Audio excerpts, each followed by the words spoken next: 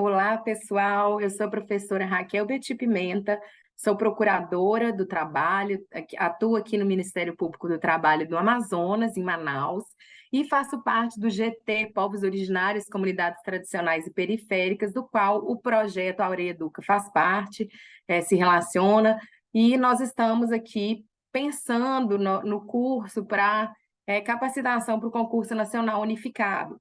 Então, fui convidada para dar aulas de Direito do Trabalho, que é um conteúdo específico exigido no edital do Bloco 4, no eixo temático número 5. E dentro desse eixo temático, eu escolhi alguns temas importantes que têm tudo para ser cobrado no concurso nacional unificado. Estamos fazendo aulas específicas, chamando atenção aos conceitos principais, à legislação, às normas que podem ser cobradas, exigidas em relação a esses pontos. Na aula de hoje, nós vamos falar do ponto 16, direito coletivo do trabalho. No edital é exigido o conceito, objeto, função, evolução histórica, princípios e fontes normativas, a organização sindical, conceito de categoria e categoria diferenciada, a negociação coletiva no direito do trabalho, os instrumentos coletivos do trabalho e noções de mediação e arbitragem no direito do trabalho. São conteúdos extremamente importantes, e aí vou tentar dar uma pincelada nesses conteúdos, tanto sobre uma perspectiva conceitual, mas também mostrar os dispositivos que vocês têm que ter atenção no estudo de vocês. Bom, primeira coisa que a gente sempre tem que ter em mente quando a gente fala em direito do trabalho, que existem dois grandes grupos de normas. A gente tem as normas de direito individual do trabalho, que são normalmente as que regulam contrato de trabalho, salário, jornada, os institutos todos, rescisão, contratação, estabilidades, que são as normas de contrato individual. Mas uma outra grande parte do direito do trabalho, e, a meu ver, a mais importante delas, porque foi a partir dela que criou a disciplina direito do trabalho, é o direito coletivo do trabalho. E por que eu digo isso? Porque o direito coletivo do trabalho foi a razão de ser de criação, foi a partir da estruturação e das lutas coletivas, dos movimentos sociais coletivos dos trabalhadores, que o direito viu a necessidade de se organizar um ramo jurídico especial e diferenciado para tutelar as relações de trabalho. O objeto do direito coletivo do trabalho, ou seja, o que a gente estuda quando a gente pensa em direito coletivo do trabalho? Exatamente, a organização sindical e as outras formas de representação de trabalhadores, a ação e função das entidades sindicais, principalmente a negociação coletiva, que é a principal prerrogativa e a principal atuação sindical, e o objeto, né, o produto dessa negociação coletiva, que são os instrumentos coletivos de trabalho. A gente estuda também os conflitos coletivos de trabalho, como a greve e outras formas de resolução. E aí, vou abrir um parênteses, nós não vamos falar na aula de hoje sobre greve, mas existe um ponto específico do edital, que é só sobre greve. Então, estudem esse ponto e a lei de greve, as evoluções da jurisprudência do STF, principalmente sobre greve do serviço público, a partir do mandado de injunção, porque são pontos importantes para o concurso. São funções do direito coletivo do trabalho. A gente tem as funções gerais do direito do trabalho como um todo, que é o direito do trabalho existe para melhoria das condições de pactuação da força de trabalho na ordem socioeconômica. E, principalmente, quando a gente pensa em direito coletivo, nessas normas coletivamente negociadas, elas deveriam sempre, né, ter essa função de melhoria das condições de trabalho.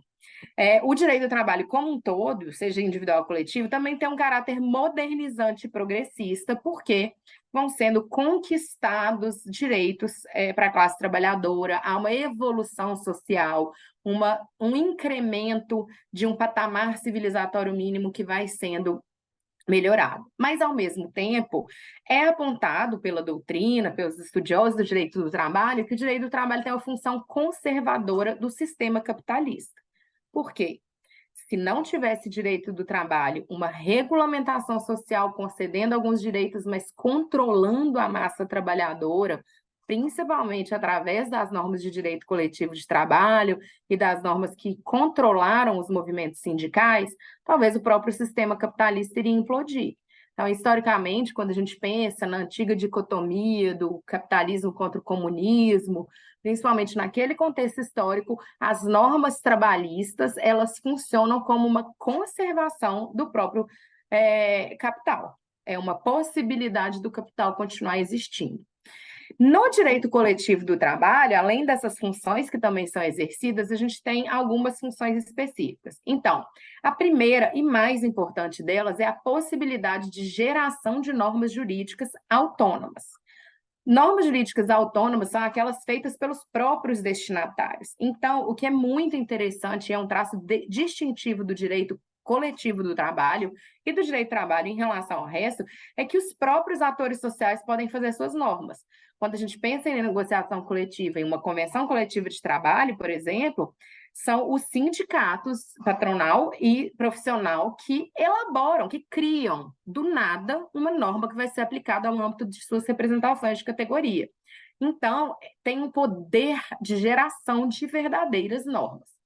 Também é uma função do direito coletivo do trabalho a pacificação dos conflitos de natureza coletiva. Então, quando a gente pensa nas normas de regulamentação da greve ou a própria dinâmica da negociação coletiva, essa evolução do diálogo social que existe entre as partes pacifica os conflitos entre da classe capital versus trabalho.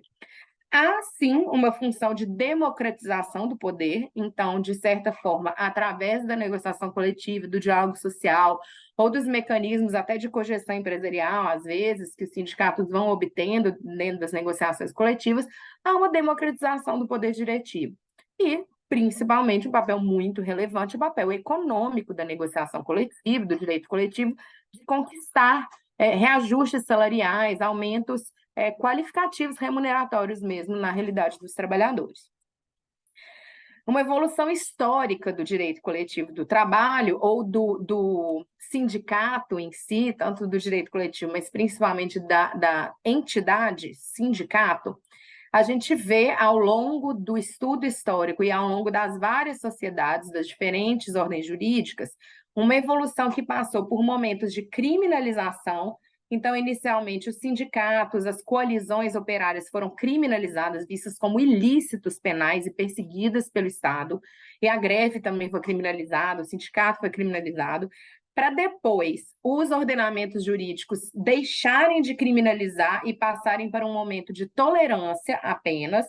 Não vou mais criminalizar, mas não vou falar sobre isso, não vou regulamentar, para depois chegar ao atual patamar, que é o de consagração e proteção do direito à liberdade sindical.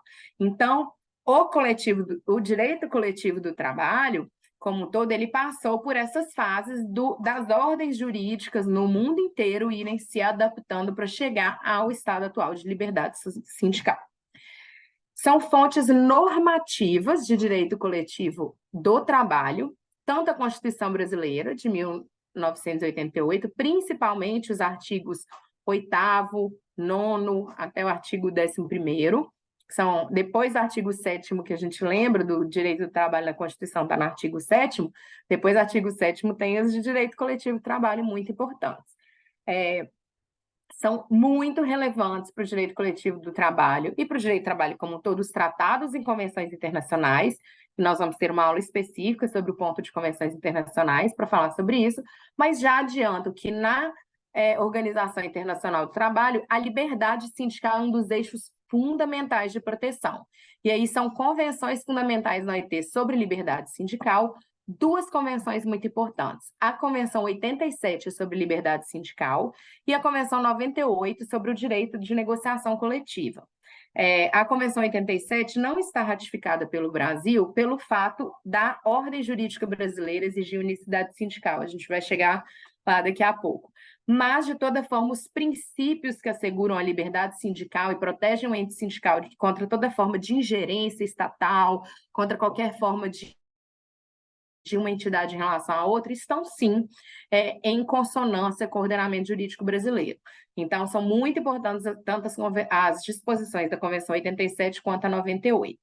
A gente tem na CLT, na Consolidação das Leis do Trabalho, muitas normas que tratam de direito coletivo do trabalho, e, além disso, paralelo às normas heterônomas estatais, que são feitas pelo Estado, nós temos as normas autônomas, que a gente já mencionou, que é um traço distintivo do direito coletivo do trabalho, a existência de convenções coletivas de trabalho e acordos coletivos de trabalho. Além disso, temos legislação infraconstitucional que trata de direito coletivo do trabalho, a mais importante delas é a lei de greve, que eu mencionei, então existem leis específicas de direito coletivo do trabalho, e além disso, o artigo 8º da CLT também fala dos costumes, princípios jurídicos, jurisprudência, direito comparado, então também são fontes normativas do direito coletivo do trabalho. São princípios específicos do direito coletivo do trabalho, a autonomia sindical, que é exatamente dentro do escopo da liberdade sindical, a possibilidade dos entes sindicais terem autonomia em relação tanto ao Estado quanto em relação a outras organizações. Então, em relação à igreja, em relação a entidades patronais, em relação a organizações sociais, o sindicato tem assegurado sua autonomia, ou seja, a capacidade de se autodeterminar, de decidir como vai ser sua conduta, independente de interferências externas. Outro princípio muito importante, muito diferenciador, né, do direito coletivo do trabalho é exatamente a criatividade jurídica da negociação coletiva. Através da convenção coletiva, os atores sociais eles podem criar direitos nunca antes imaginados pelo legislador. Eles podem, analisando a sua realidade social, a realidade da prestação de serviços dessa categoria, falar: vamos criar um direito novo? Vamos criar uma regulamentação nova dessa atividade? E criam. Então, a negociação coletiva é muito rica. Outro princípio importante relacionado à negociação coletiva é o princípio da interveniência sindical na negociação coletiva. Segundo esse princípio, a gente explica o porquê que é obrigatória a participação do sindicato profissional em negociações coletivas. É apenas o sindicato que tem assegurado constitucionalmente, no artigo 8º da Constituição, a prerrogativa de fazer negociação coletiva, ou seja, criar normas. Não é possível, então, a associações em geral, a comissões de fábrica, a comissões de representantes de trabalhadores, a outras entidades organizativas criar normas jurídicas via negociação coletiva, porque isso é uma exigência a participação do sindicato profissional na negociação coletiva. E por que eu estou frisando o profissional? Porque o patronal não precisa. Isso porque nossa ordem jurídica já considera a empresa um ser coletivo.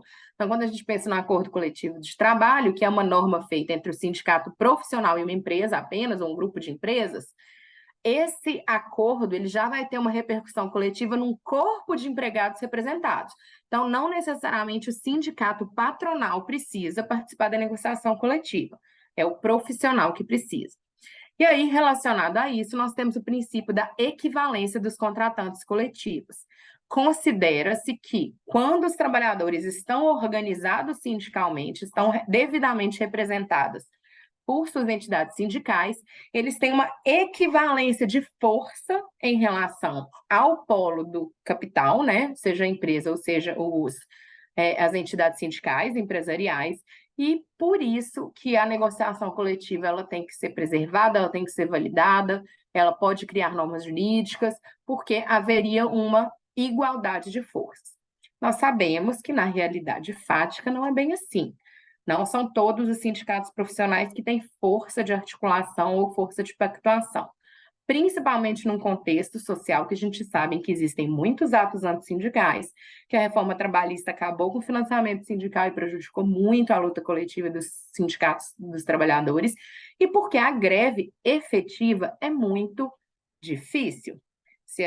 Quando vocês estudarem paralelamente a lei de greve, vocês vão ver que é uma lei que exige vários requisitos para a validade de uma greve, para que a greve não seja considerada abusiva. E nem sempre o sindicato consegue organizar o movimento dos trabalhadores dentro das exigências da lei de greve. Então, eles não conseguem fazer as greves, tem liminares impedindo as greves, e isso prejudica bem essa força equivalente de pactuação. Mas, juridicamente, existe esse princípio, essa primazia, né, da ideia de que os contratantes coletivos eles estão no patamar de equivalência para dar validade à negociação coletiva.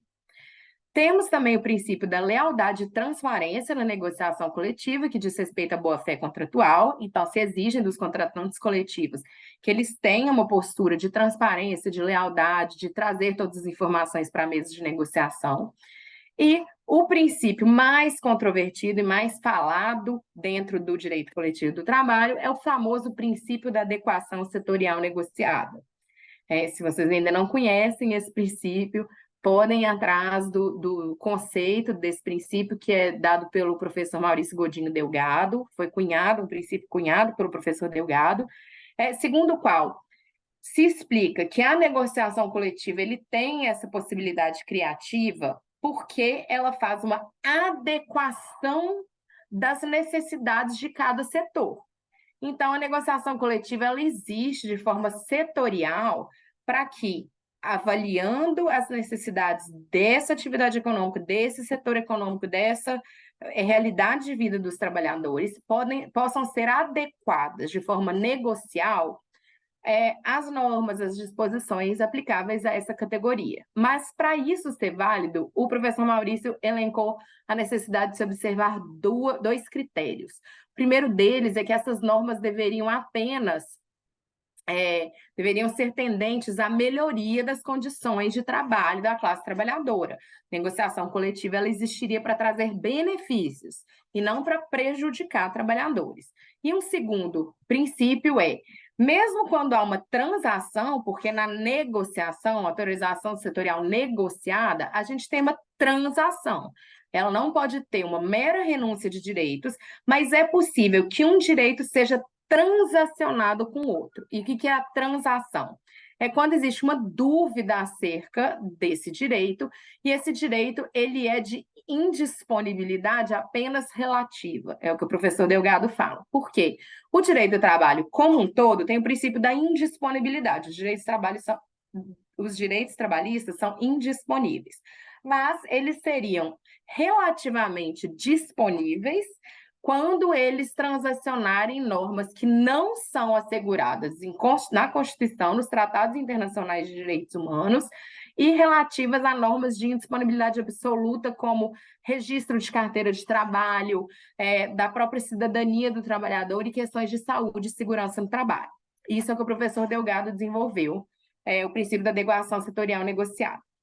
No entanto, na reforma trabalhista de 2017, nós tivemos um grande impacto na negociação coletiva, que foi a inserção dos artigos 611-A e 611-B da CLT, que trazem a prevalência do negociado sobre o legislado. Então, nesses artigos, o 611-A fala que a negociação coletiva sempre vai prevalecer quando fale, dentre outras coisas, de alguns artigos, alguns temas, e o 611-B fala que nunca poderá ser transacionado alguns temas, que é uma repetição, basicamente, do artigo 7º da Constituição.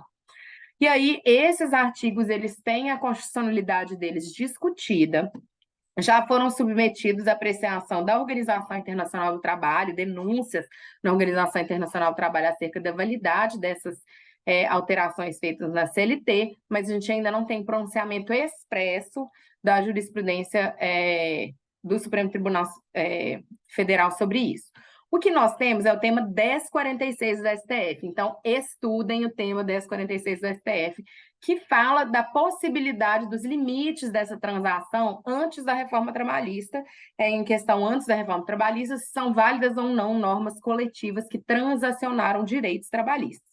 E aí o tema 1046, ele fala que é válida a transação e até a renúncia de alguns dispositivos, caso se respeite o princípio da adequação setorial negociada. Então, o STF usou a expressão do professor Maurício Delgado. No entanto, nas reclamações constitucionais que ele vem julgando a partir do tema 1046, parece não respeitar muito a orientação do professor Maurício de assegurar as normas constitucionais, tratados internacionais de direitos humanos e principalmente questões de saúde e segurança do trabalho, porque o STF tem uma postura mais flexibilizadora, mas que vem aceitando mais a transação via negocial.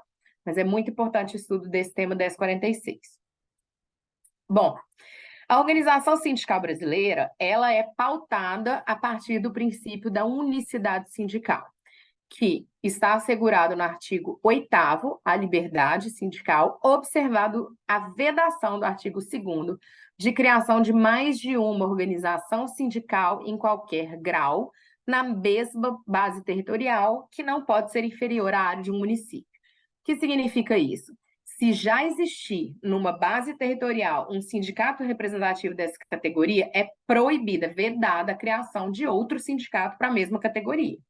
O que é possível é um processo de desmembramento, quando uma categoria maior se desmembra para criar uma categoria menor mais específica, ou de desmembramento territorial, quando, por exemplo, a gente tem uma base territorial estadual e aí um sindicato quer se desmembrar territorialmente e criar o municipal. Isso é possível, mas dentro de uma mesma base territorial, a gente tem assegurado na nossa Constituição a unicidade sindical.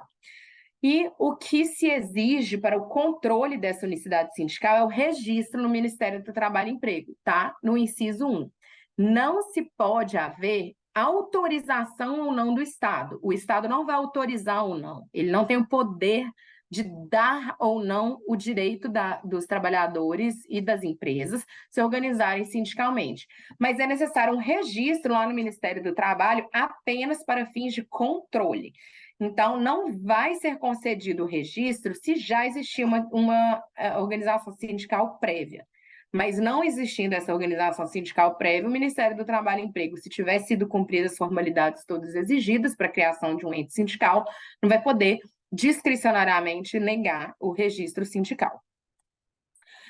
Bom, e a organização sindical no Brasil, ela é organizada numa pirâmide do sistema confederativo. Isso vem criado desde a época de Getúlio Vargas, em que se estruturaram os sindicatos, que são entidades sindicais de base, organizam os trabalhadores dentro de várias bases territoriais, mas normalmente são municipais ou estaduais, são sindicatos menores. Existem sindicatos nacionais de empresas que atuam no território todo, mas normalmente são sindicatos com bases territoriais menores. E aí, as federações seriam um conjunto de sindicatos da mesma categoria que resolvem se aglutinar em federações. Isso está previsto no artigo 534 da CLT, quando é do mesmo grupo de atividades ou profissões idênticas, similares ou conexas, 5 ou mais sindicatos criam uma federação. Normalmente, a gente vê federações estaduais. E é possível que federações, se juntarem 3 ou mais federações, criem uma confederação lá no topo da pirâmide, que normalmente é nacional. Então, as confederações, normalmente, elas são nacionalizadas, mas não é uma regra. E aí, tanto os sindicatos, quanto as federações, quanto as confederações, elas têm que se organizar dentro do conceito de categoria. E a categoria, ela está explicada, ela está positivada no artigo 511 da CLT.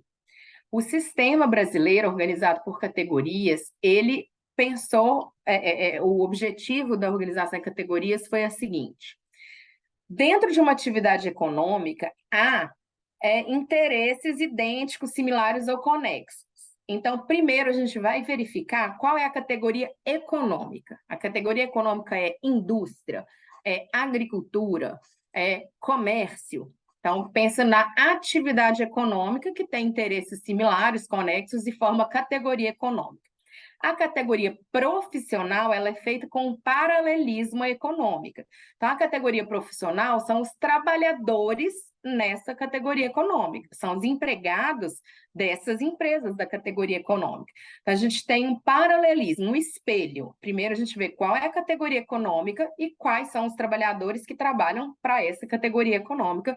Assim, seria a organização principal de categorias. Mas, além desse paralelismo da categoria econômica para o profissional, existe um conceito de categoria diferenciada.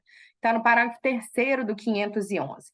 Porque existem algumas profissões, alguns ofícios, algumas atividades em que é mais importante o ofício exercido pelo trabalhador do que onde ele está prestando serviços. Então, por exemplo, um médico. Um médico, ele vai ser médico e precisar da regulamentação da profissão dele de médico e das atividades específicas da medicina, enfim, da regulamentação de turnos, de jornadas de trabalho, das gratificações.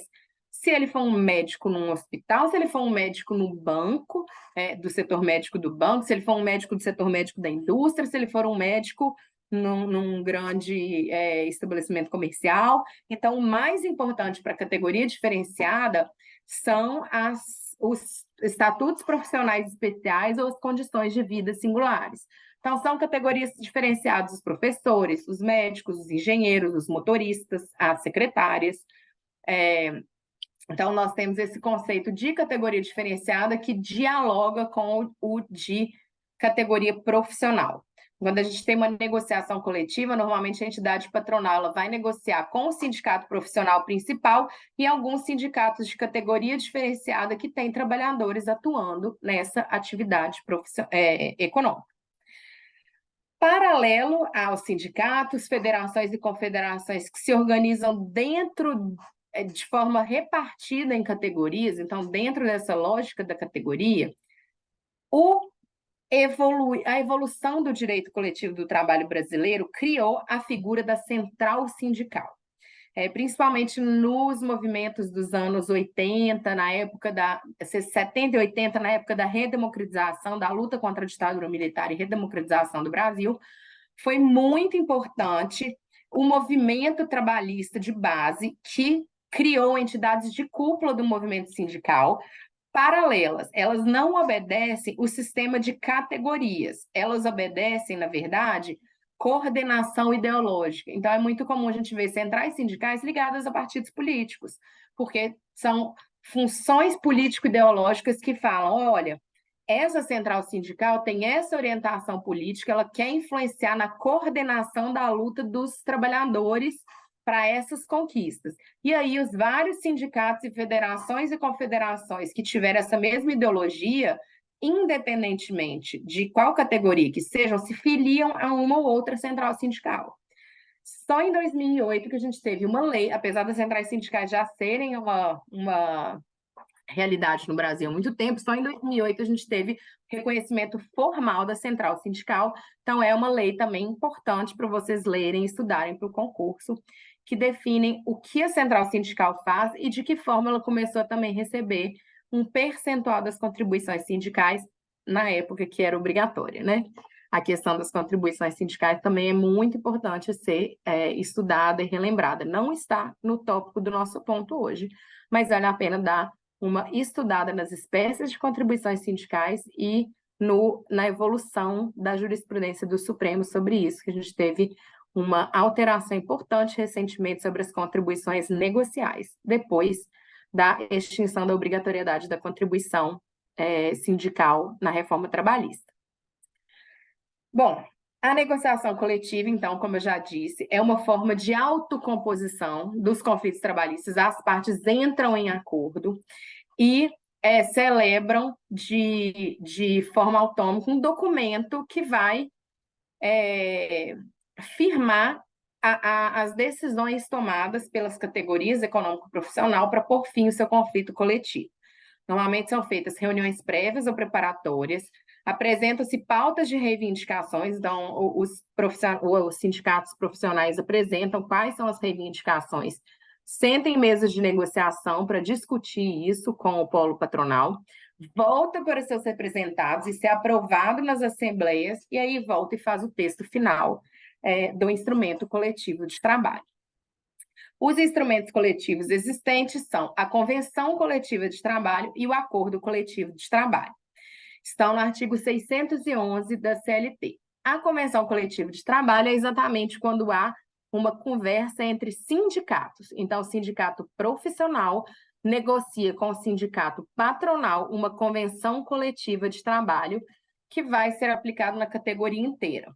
Mas é facultado que esse mesmo sindicato profissional, verificando a necessidade de algo diferenciado em relação a uma empresa ou um grupo de empresas, então é muito comum isso ser feito em momentos de negociação de PLR, que é participação nos lucros e resultados, ou na negociação de turnos específicos de trabalho, um banco de horas diferenciado, alguma questão assim, fazem acordos coletivos de trabalho, que é um instrumento coletivo aplicável no âmbito da empresa ou das empresas acordantes. Então, não se estende para toda a categoria econômica, mas só a empresa que está fazendo um acordo coletivo de trabalho.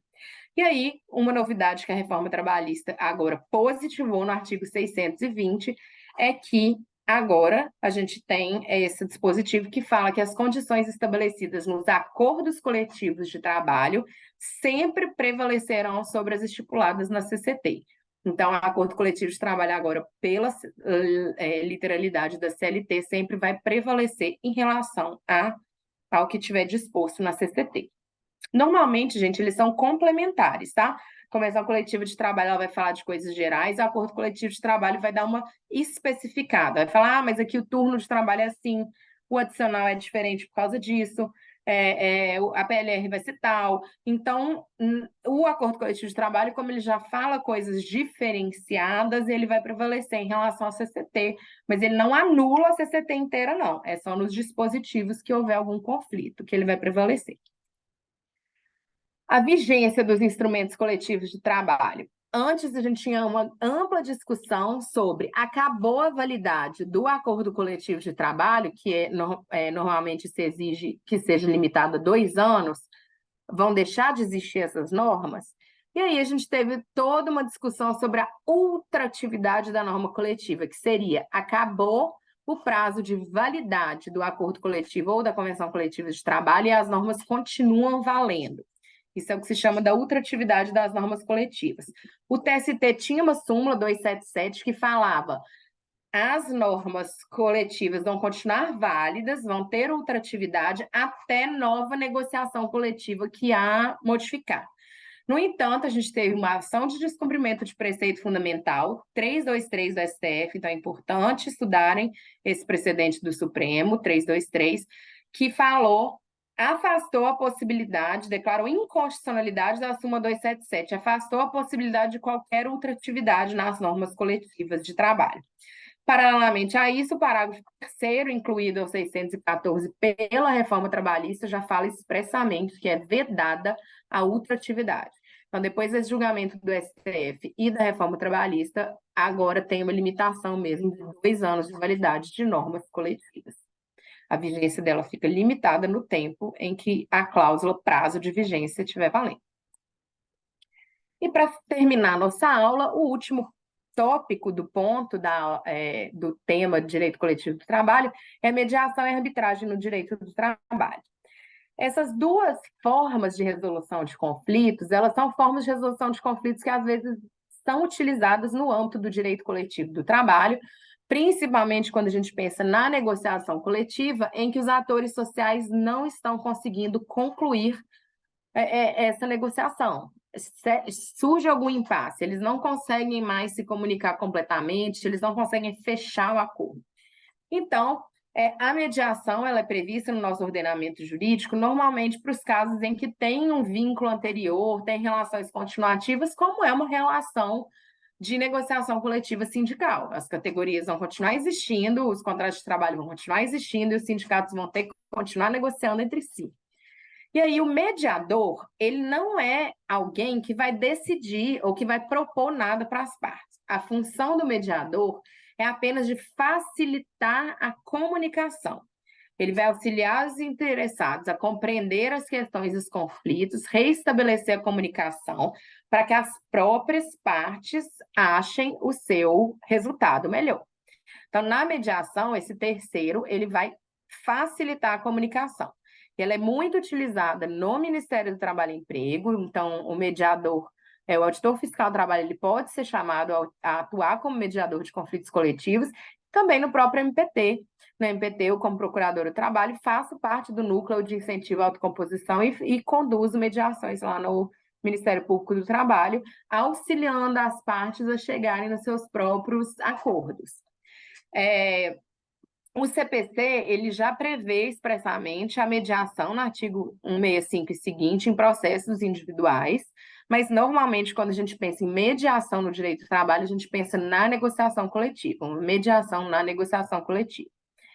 Já a arbitragem, ela está expressamente prevista para conflitos coletivos do trabalho no artigo 114, parágrafo 1º da Constituição, que fala: frustrada a negociação coletiva, as partes poderão eleger árbitros. E o que são árbitros? O que é arbitragem? É uma forma de escolher um terceiro para decidir o seu problema. Então, seria um equivalente jurisdicional privado, ou seja, ao invés de ir para o Poder Judiciário e falar: Poder Judiciário, aplique a lei e me dê o meu direito, as partes podem, em comum acordo, falar: olha, na nossa questão coletiva, eu acho muito mais interessante do que levar para o Poder Judiciário a gente chamar um árbitro, chamar um professor universitário, chamar um perito da OIT, chamar não sei, um ministro aposentado, mas que não é mais juiz, mas que tem muito conhecimento de direito coletivo do trabalho. Vamos chamar essa pessoa, esse árbitro, para decidir a nossa questão? Então, há uma previsão constitucional de arbitragem para questões coletivas.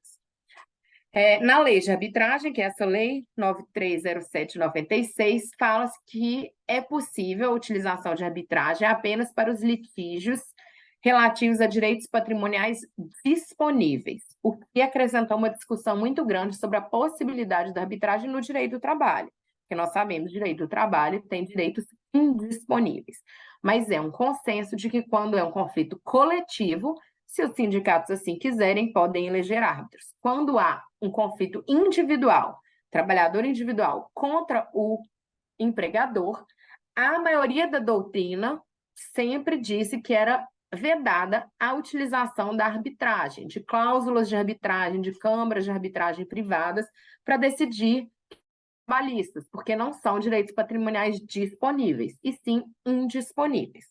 No entanto, a reforma trabalhista incluiu um artigo na CLT para os trabalhadores mais bem remunerados. O 507A fala que quando a remuneração é superior a 2 vezes o limite máximo de benefícios do INSS, pode ser pactuada a cláusula compromissória de arbitragem, ou por iniciativa do empregado ou mediante sua concordância expressa. Então, esse artigo ainda não temos um pronunciamento da jurisprudência sobre a constitucionalidade ou não, mas ele está lá na CLT, pós-reforma trabalhista, e aí há toda uma discussão da possibilidade ou validade ou não dessa cláusula compromissória de arbitragem. É bom estarmos atentos a isso. É isso que tínhamos para discutir na aula de novo e agradeço a atenção. Até a próxima aula.